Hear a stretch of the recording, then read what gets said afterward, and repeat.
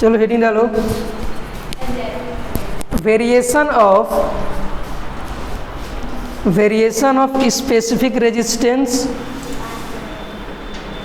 Variation of specific resistance और resistivity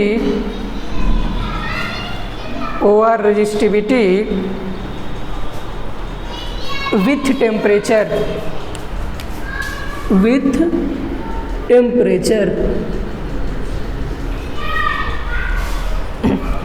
variation of specific resistance और resistivity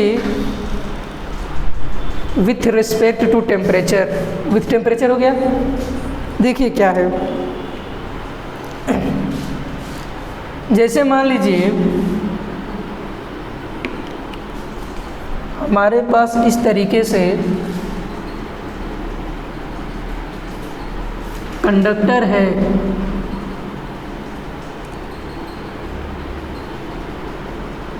ठीक है, और इस कंडक्टर में आपके ढेर सारे फिक्स्ड आयन रहते हैं,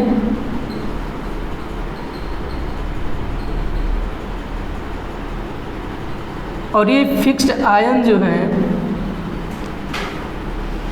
और इसमें हमारे पास क्या रहते हैं, इलेक्ट्रॉन रहते हैं, फ्री इलेक्ट्रॉन। ये हमारे सब क्या हैं, फिक्स्ड आयन हैं।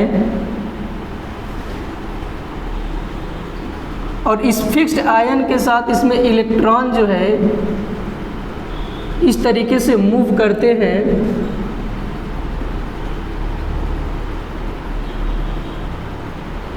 और मूव करने के साथ साथ फिक्स्ड आयन के साथ कोलिजन करते हैं और आपस में भी कोलिजन करते हैं। ये बात मैंने बताया था आपको कि जब कंडक्टर होता है तो उसमें फिक्स्ड आयन रहते हैं, और उस फिक्स्ड आयन में जो है आपके फ्री इलेक्ट्रॉन क्या करते हैं, मूव करते हैं, और ये इलेक्ट्रॉन कभी फिक्स्ड आयन से टकराएंगे और कभी कभी अपने आपस में भी टकरा जाते हैं ये। तो यहाँ से क्या समझ में आया हमें कि यहाँ से जो आपको ये रेजिस्टिविटी बताता है, अगर मान लीजिए हम इस टेम्परेचर बढ़ाते हैं, क्या करते हैं, कंडक्टर को टेम्परेचर देते हैं, उस कंडक्टर को क्या टेम्परेचर क्या करते हैं, बढ़ाते जाते हैं। तो यदि हम टेम्परेचर बढ़ाते हैं, टेम्परेचर इंक्रीज करेंगे जब हम, तो टेम्परेचर इंक्रीज करने से क्या होगा कि ये जो इलेक्ट्रॉन है ये अपने प्लेस पे कुछ इस तरीके से क्या करेंगे, अपने मीन पोजीशन के अबाउट वाइब्रेट करेंगे कि नहीं करेंगे। जब टेम्परेचर हम देंगे, टेम्परेचर बढ़ाएंगे, तो ये जो इलेक्ट्रॉन है ये अपने मीन पोजीशन के अबाउट क्या करेंगे, ऐसे ऐसे वाइब्रेट करेंगे। तो इस वाइब्रेशन की वजह से टेम्परेचर बढ़ेगा तो पार्टिकल इलेक्ट्रॉन जो है वो क्या करेंगे, वाइब्रेट करेंगे, इलेक्ट्रॉन वाइब्रेट। पहला हमने काम किया टेम्परेचर बढ़ाया। टेम्परेचर बढ़ाने से क्या हुआ कि जो इलेक्ट्रॉन है वो अपने मीन पोजीशन पे क्या करने लगे, वाइब्रेट करने लगे, और वाइब्रेट करने की वजह से यहाँ पे तीसरा काम क्या हुआ, दूसरा हो गया। तीसरा क्या होगा कि इनका जो थर्मल एलिगेशन जो होता है वो भी इंक्रीज कर जाता है। थर्मल एलिगेशन का मतलब होता है कि टेम्परेचर की वजह से पार्टिकल जो इलेक्ट्रॉन है आपका वो रैंडम मोशन कर रहा है। तो जब हीट की वजह से जब इलेक्ट्रॉन जो जब रैंडम मोशन करता है उसी को हम लोग कहते हैं थर्मल एलिगेशन। मतलब इलेक्ट्रॉन जो है हीट की वजह से क्या होने लगा, वाइब्रेट करने लगा, और उसी की वजह से इलेक्ट्रॉन आपके रैंडम मोशन करते हैं। जब टेम्परेचर क्या करते हैं हम लोग, बढ़ाते हैं। टेम्परेचर बढ़ाने का मतलब क्या हुआ, इसकी थर्मल एलिगेशन को क्या कर दिया मैंने, बढ़ा दिया। तो जब थर्मल एलिगेशन बढ़ा तो सबसे पहला काम टेम्परेचर हमने दिया, इसको बढ़ाया। इलेक्ट्रॉन्स आपके मीन पोजीशन पे क्या होने लगे, वाइब्रेट करने लगे। और तीसरा क्या हुआ कि उसका थर्मल एलिगेशन क्या हो गया, इंक्रीज हो गया। मतलब उसका जो रैंडम मोशन था थर्मल एलिगेशन का मतलब हीट की वजह से, टेम्परेचर बढ़ाने की वजह से इलेक्ट्रॉन क्या करेगा, रैंडम मोशन करेगा, उसी को हम लोग कहते हैं थर्मल एलिगेशन। तो यहाँ से जब आपने टेम्परेचर दिया तो इलेक्ट्रॉन मीन पोजीशन में वाइब्रेट करने लगे, और जितना आप टेम्परेचर बढ़ाते जाएंगे उसकी रैंडमनेस बढ़ती जाएगी और अपने मीन पोजीशन में क्या होंगे, ऐसे ऐसे वाइब्रेट करेंगे। तो जब भी आप किसी कंडक्टर को टेम्परेचर बढ़ाते हैं तो उसके अंदर तीन चीज़, टेम्परेचर इंक्रीज होगा, इलेक्ट्रॉन्स वाइब्रेट करेंगे और थर्मल एलिगेशन होगा। आ रही बात समझ में? अब इसके अंदर दो चीज़ पॉसिबल हो सकता है कि बैटरी कनेक्टेड हो और सकता है कि बैटरी कनेक्टेड न हो। तो मैंने आपको बताया था कि जब बैटरी कनेक्टेड नहीं रहती है तो इलेक्ट्रॉन किसी भी डायरेक्शन में अपना क्या करते हैं, मोशन करते हैं। लेकिन जब बैटरी कनेक्ट कर देते हैं तो वही इलेक्ट्रॉन एक डिफिनिट डायरेक्शन में क्या करने लगते हैं, मोशन करने लगते हैं। तो जब आप बैटरी कनेक्ट करेंगे, क्या करेंगे, बैटरी कनेक्ट, तो वो सारे इलेक्ट्रॉन अपने फिक्स्ड पोजीशन पे, मीन पोजीशन के अबाउट वाइब्रेट करते करते और एक फिक्स्ड डायरेक्शन, डिफिनिट डायरेक्शन में जाएंगे। जब बैटरी कनेक्टेड नहीं है तो वो किसी भी डायरेक्शन में कभी इधर जाएंगे, कभी इधर अपना रिवॉल्व करेंगे, मोशन करेंगे। ठीक है, तो इसमें लिखिए पहला चीज़, फिगर पहले बना लीजिए तब लिखवा रहे हैं, थोड़ा सा फिगर बना लीजिए तो लिखवा रहे हैं। लिखिए इसमें, as temperature increase comma molecules vibrate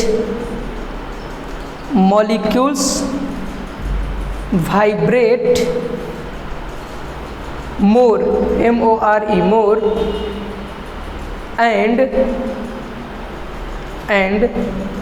it increase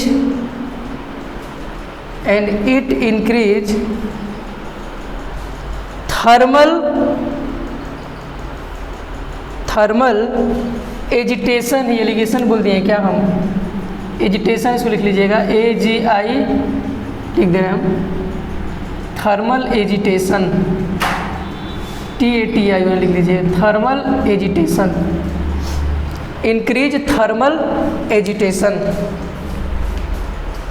हो गया, इंक्रीज थर्मल एजिटेशन। आगे लिखिए, and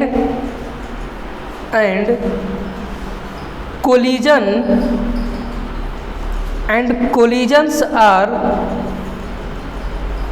more, M-O-R-E, more frequent, F-R-E-Q-U-E-N-T, more frequent हो गया, comma the relaxation time, bracket में टाउ लिख लीजिएगा, रिलैक्सेशन टाइम ब्रैकेट में सिंबल दे देगा टाउ का,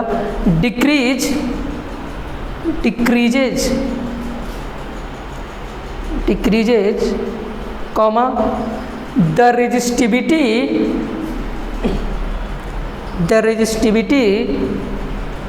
increases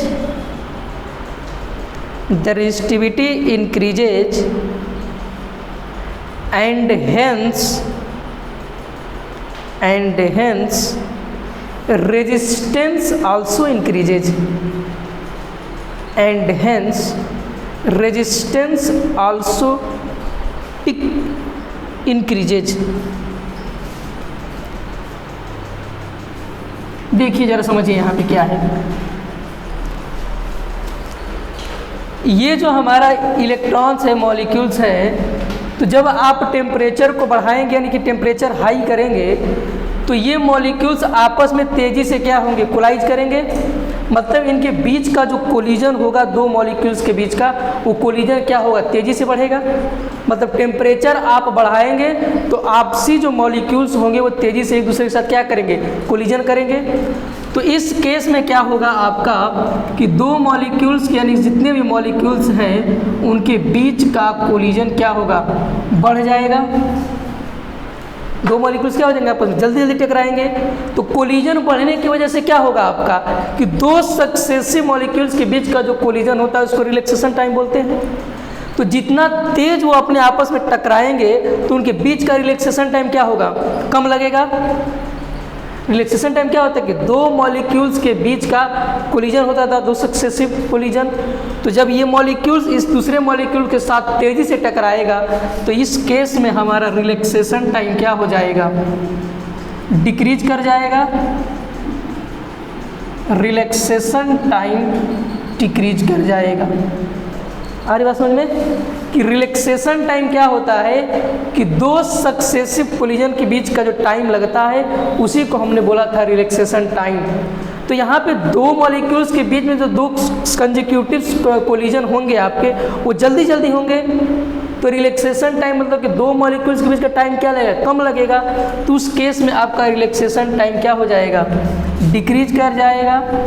और जब रिलैक्सेशन टाइम डिक्रीज करेगा तो आपको याद होगा मैंने बताया था रेजिस्टिविटी जो होता है m/n/e² टाउ, ये रिलेशन याद है आपको, रेजिस्टिविटी और रिलैक्सेशन टाइम का। तो जब रिलैक्सेशन टाइम आपका डिक्रीज होगा तो क्या रेजिस्टिविटी बढ़ेगी कि नहीं बढ़ेगी, बढ़ेगी, क्योंकि आपका रेजिस्टिविटी जो होता है इन्वर्सली प्रोपोर्शनल होता है रिलैक्सेशन टाइम का। तो जब आपके रिलैक्सेशन टाइम कम हुआ तो मतलब कि रेजिस्टिविटी क्या हो गई, बढ़ गई। अब रेजिस्टिविटी बढ़ गई यहाँ पे, तो रेजिस्टिविटी बढ़ने की वजह से आपका यहाँ पे रेजिस्टिविटी इंक्रीज।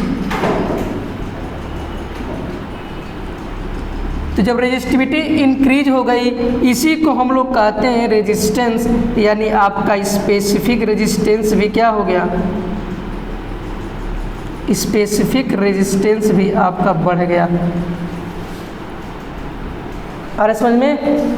तो यहाँ से आपको क्या मिला कि जब टेम्परेचर आप इंक्रीज करेंगे तो दूसरा चीज़ क्या होगा, इलेक्ट्रॉन आपका वाइब्रेट करेगा, थर्मल एग्जीगेशन आपका बढ़ेगा और उसके बाद कोलिजन बढ़ेगा। कोलिजन बढ़ने की वजह से रिलैक्सेशन टाइम क्या होगा, कम होगा। तो जब रिलैक्सेशन टाइम कम होगा तो रेजिस्टिविटी बढ़ेगी और रेजिस्टिविटी बढ़ने की वजह से स्पेसिफिक रेजिस्टेंस भी क्या होगा, यानी आपका रेजिस्टेंस भी बढ़ेगा। वही मैंने आपको लिखवाया है उसमें। आ रहा है बात समझ में। तो यही है आपका पूरा। तो जिस तरीके से आपको ये रिलेशन याद रखना है कि कब क्या हो रहा है, तो जब आपका रिलैक्सेशन टाइम कम होगा तो रेजिस्टिविटी क्या होगी, आपकी बढ़ेगी। नहीं समझ आया, कोई दिक्कत? चलिए आगे चलिए, लिख लीजिए पूरा ये ना। अब लिखिए वेरिएशन ऑफ रेजिस्टिविटी, अगला हेडिंग है variation of resistivity with temperature. Variation of resistivity with temperature.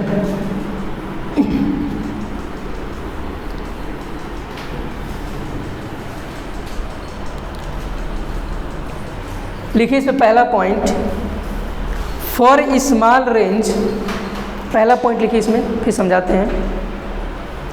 For small range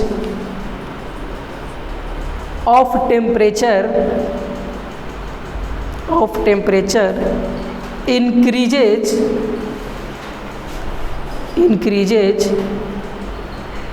resistivity of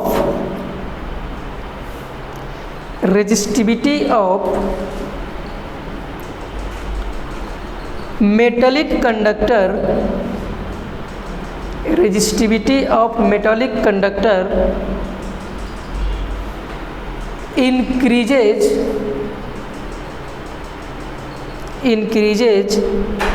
linearly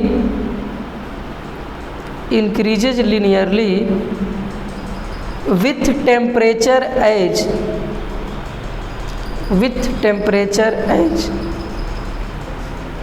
देखिए यहाँ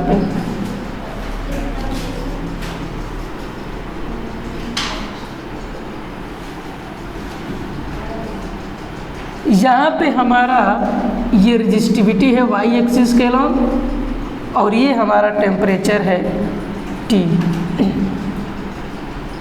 x एक्सिस के अलॉन्ग। यहाँ पे क्या हुआ कि ये ग्राफ इनिशियली कुछ इंटरसेप्ट बनाता है यहाँ से, और फिर ये ग्राफ यहीं से लिनियरली आपका जाता है स्ट्रेट। इस समय आपका टेम्परेचर T0 मान लेते हैं, और यहाँ पे टेम्परेचर हमारा T है, और यहाँ का रेजिस्टिविटी मान लेते हैं ρ0 है। आप पढ़े होंगे इसमें कि रो जो होता है resistivity ρ0 1 plus alpha delta T। पढ़ाया जाए सर, रेजिस्टिविटी रो, और ये आपका ρ0 हो गया, और ये 1 प्लस अल्फा डेल्टा T। आए समझ में? यहाँ आपको कुछ समझ में आ रहा है क्या? ये आपको यहाँ पे y is equal to mx plus c का फॉर्म दिख रहा है कि नहीं? यहाँ पे दिख रहा है। तो ये जो आपका m है इसको क्या बोलते हैं? इंटरसेप्ट, वही इंटरसेप्ट होता है। तो इसी इंटरसेप्ट में आपका देखिए ये जो वाला डिस्टेंस है, अरे स्लोप पे क्या होता है? ये ρ0 है कि नहीं है? अच्छा हाँ c होता है, सॉरी, ये स्लोप हो जाएगा, इंटरसेप्ट हो जाएगा।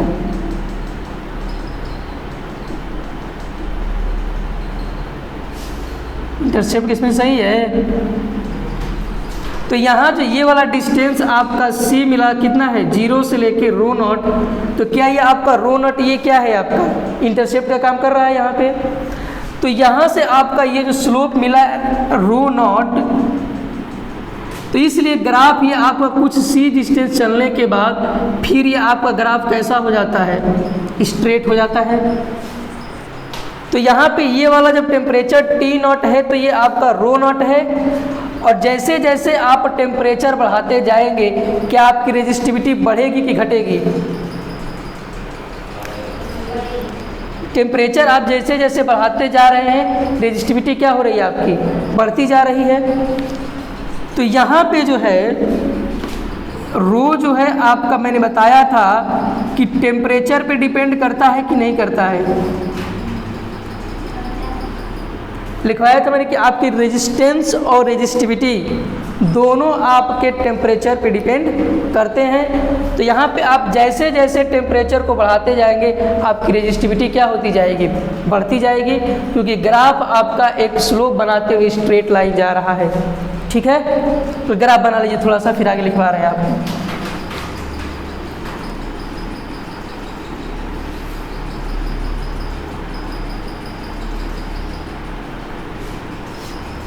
ग्राफ बना लीजिए।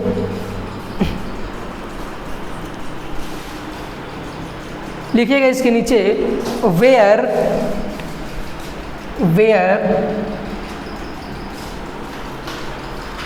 अल्फा इज, अल्फा को लिखिएगा इस तरीके से, अल्फा जो है आपका टेम्परेचर कोफिशिएंट, वेयर अल्फा जो है आपका temperature coefficient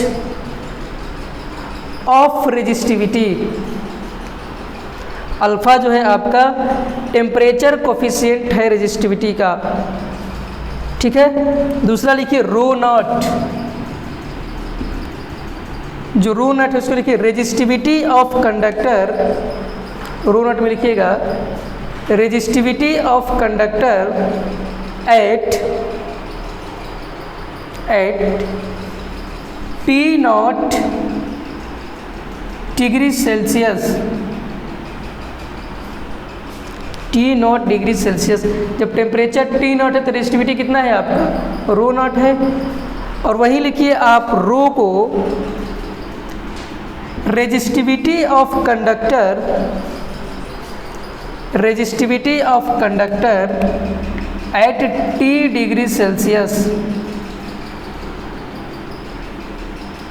resistivity of conductor at T degree Celsius हो गया। और ये जो डेल्टा T है आपका, ये हो जाएगा आपका T माइनस T0। तो अगर यहाँ से देखें तो रो को लिख सकते हैं हम रो नॉट 1 प्लस अल्फा और डेल्टा टी को लिख देते हैं हम, डेल्टा टी को क्या लिखेंगे, टी माइनस टी नॉट, यहाँ हो जाएगा टी माइनस टी नॉट। ठीक है, 1 प्लस अल्फा डेल्टा टी को क्या लिख सकते हैं, टी माइनस टी नॉट। इसको जरा और तोड़ते हैं, क्या लिख सकते हैं इसको,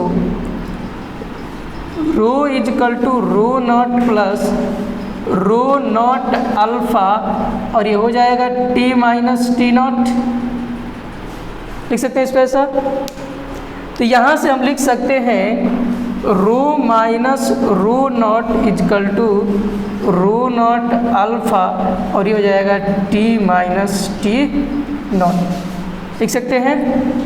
अगर हमको अल्फा निकालना है तो अल्फा को क्या लिख सकते हैं, रो माइनस रो नॉट और ये हो जाएगा हमारा रो नॉट और ये हो जाएगा टी माइनस टी नॉट।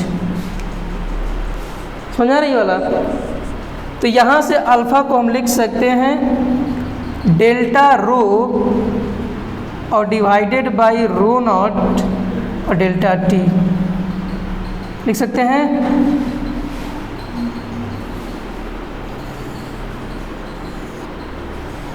अच्छा ये बताइए, ये जो हमारा डेल्टा रो है और ये डेल्टा नॉट है, ये वाला चीज़ बड़ा होगा कि ये वाला?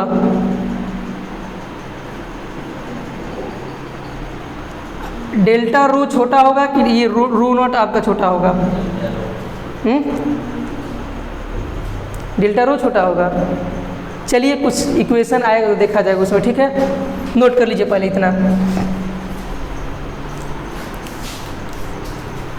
नोट कर लीजिए उतना पहले। अब जरा यहाँ ध्यान दीजिए, मिटाइए इधर थोड़ा सा। अब एक चीज नोट पॉइंट में लिखिएगा, NOTE नोट।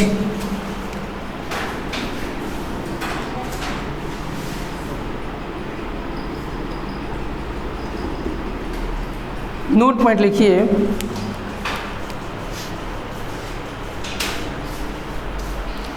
जैसे यहाँ पे इस इक्वेशन को देखिए, जो ये डेल्टा टी आपको दिख रहा है, ठीक है, डेल्टा टी जो है आपका, जो यहाँ पे है टी माइनस टी नॉट, इस टी की और माइनस टी नॉट की value less than 200 degree Celsius होना चाहिए, मस्ट बी।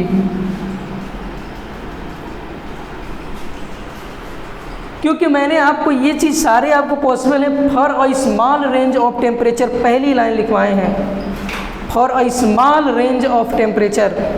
आए समझ में? तो स्मॉल रेंज ऑफ टेम्परेचर आप 200 डिग्री सेल्सियस से कम ही रखिएगा। 200 भी नहीं रखना है, सिर्फ 200 डिग्री सेल्सियस से कम रहना चाहिए टी माइनस टी नॉट की वैल्यू, ठीक है। ये नोट पॉइंट है, आप नोट कर लीजिएगा इसको, क्योंकि इस पर क्वेश्चन आपको आ सकता है एग्जाम वगैरह में कहीं, इसे सोचे बता दें इसको। तो टी माइनस टी नॉट जो डेल्टा टी है ये फॉर स्मॉल रेंज के लिए है, तो लेस देन 200 डिग्री सेल्सियस होना चाहिए आपका।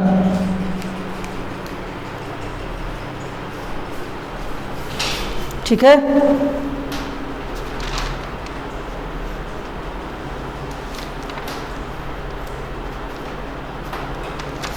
हो गया। अब यूनिट जरा बताइए, इसका यूनिट क्या होगा? यूनिट ऑफ, इसका निकाल रहे हैं कोफिशिएंट ऑफ रेजिस्टिविटी का, अल्फा का यूनिट। तो इसका यूनिट होता है C के पावर -1 या फिर केल्विन के पावर -1 इन्वर्स होता है। नोट कर लीजिएगा इसको।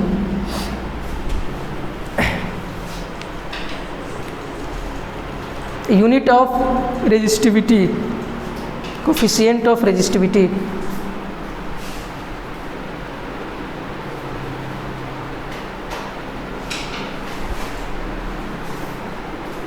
हो गया। अगला लिखिए वेरिएशन ऑफ रेजिस्टेंस, रेजिस्टिविटी हो गया। अब रेजिस्टेंस से लिखिए variation of resistance with temperature, variation of resistance with temperature. लिखिए इसमें पहला, सिंस रेजिस्टेंस इज, लिखिए इसमें since resistance is proportional to resistivity, since resistance is proportional to resistivity, hence resistance also varies, since resistance also varies with temperature। ये जो लिखे हैं आप मस्ट या ऑलवेज ट्रू होगा, ठीक है, इसको ध्यान रखिएगा। हो गया इसमें। तो यहाँ देखिए, तो ये रेजिस्टेंस भी आपको उसी तरीके से मिलेगा, resistance R is equal to R naught और 1 प्लस अल्फा डेल्टा T, ठीक है। ये शायद हम लोग 11th में पढ़े थे थर्मल कंडक्टिविटी वाले चैप्टर में ना, अल्फा बीटा गामा के बीच का रिलेशन था। अब यहाँ देखिए, इसको लिख सकते हैं R minus R naught plus R naught alpha delta T, ये हो जाएगा हमारा R माइनस R नॉट, ये क्या हो गया, सही है, अच्छा इक्वल टू रहेगा यहाँ,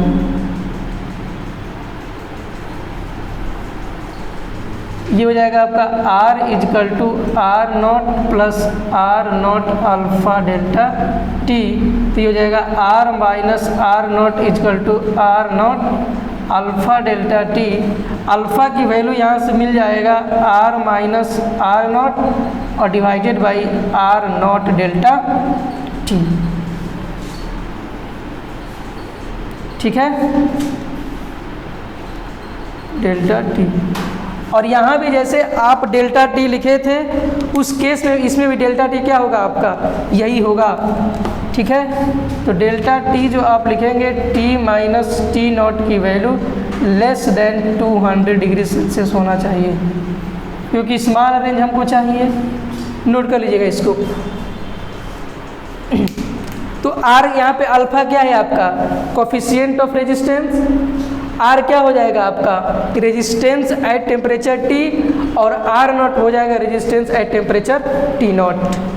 आए समझ में, जो लिखे हैं उसमें रेजिस्टिविटी वाले में सब वही है।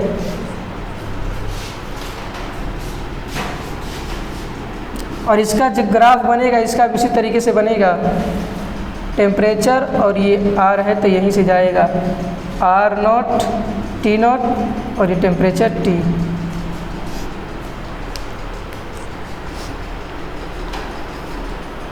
नोट करिए इसको। क्वेश्चन लिखिए, तो क्वेश्चन लिखिए, अ मेटल कॉइल, क्वेश्चन है a metal coil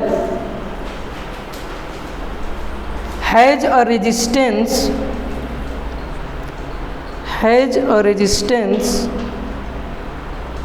of 10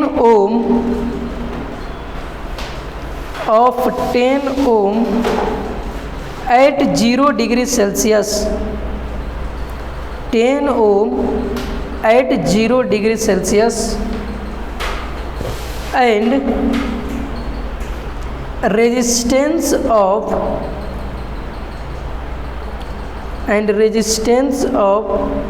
16.4 ohm and resistance of 16.4 ohm at 80 degree Celsius, at 80 degree Celsius. Find out the temperature coefficient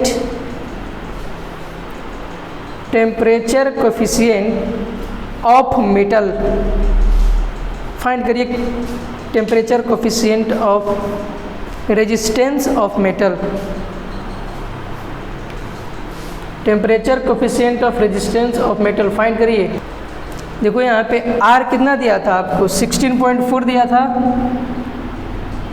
और आपका R नॉट दिया है -10, ये भी 10 हो जाएगा R नॉट, और डेल्टा T आपको चेंज हुआ है 0 से 80 डिग्री, मतलब 80 में से -0 कर देंगे आप, तो 16 में से इतने माइनस कितना हो जाएगा 6.4, और ये हो जाएगा आपका 800, तो ऊपर नीचे 10 से मल्टीप्लाई कर देते हैं, तो ये हो जाएगा 64 डिवाइडेड बाई, इसको लिख सकते हैं 8 × 10 के पावर 3, 8 8 जा 64, तो ये हो जाएगा 8 × 10 के पावर -3 C के पावर -1।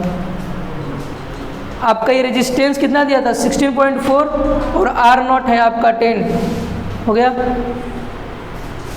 अब इसमें नोट जरा लिखिए, नोट पॉइंट, उसके बाद काम हो जाएगा हमारा।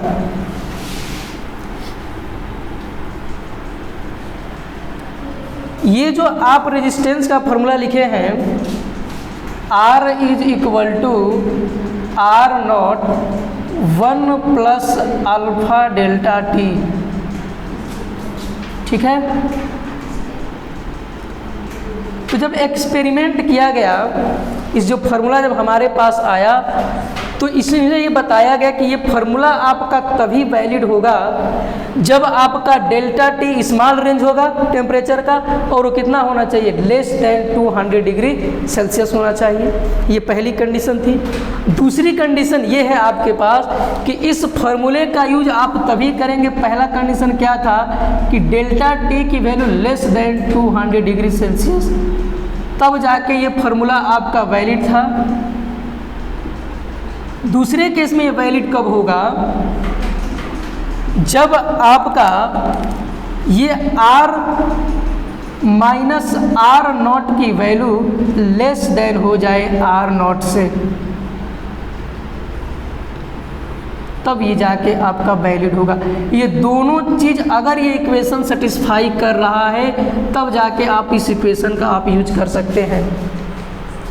यहाँ जरा देखिए तो 16.4 -10 कितना आया था 6.4, और ये आपका R नॉट क्या है 10 है, तो क्या इस इक्वेशन का हम यूज कर सकते हैं। अब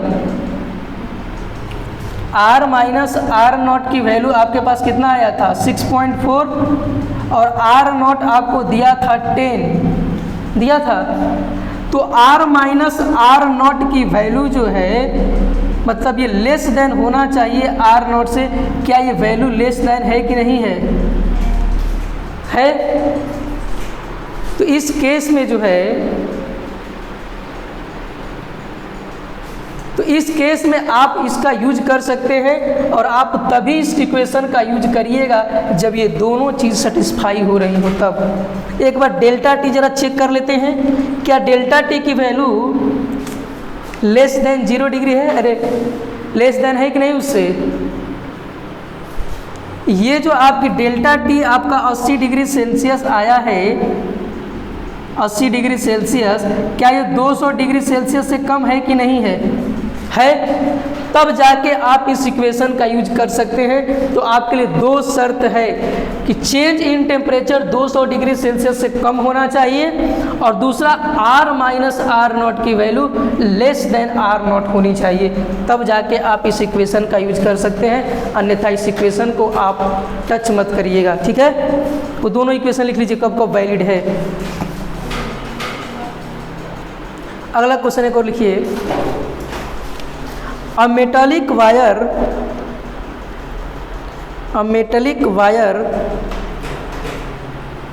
has a resistance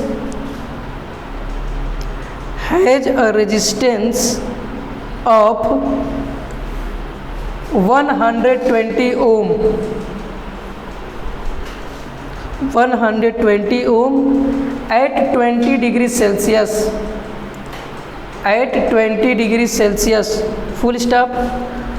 Find the temperature at which find the temperature at which the resistance of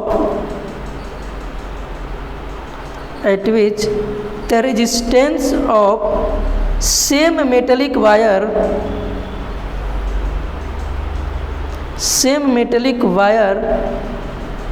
rises to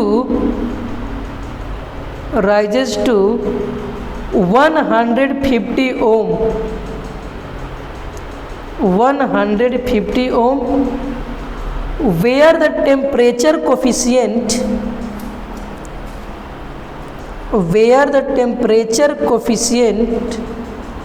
of wire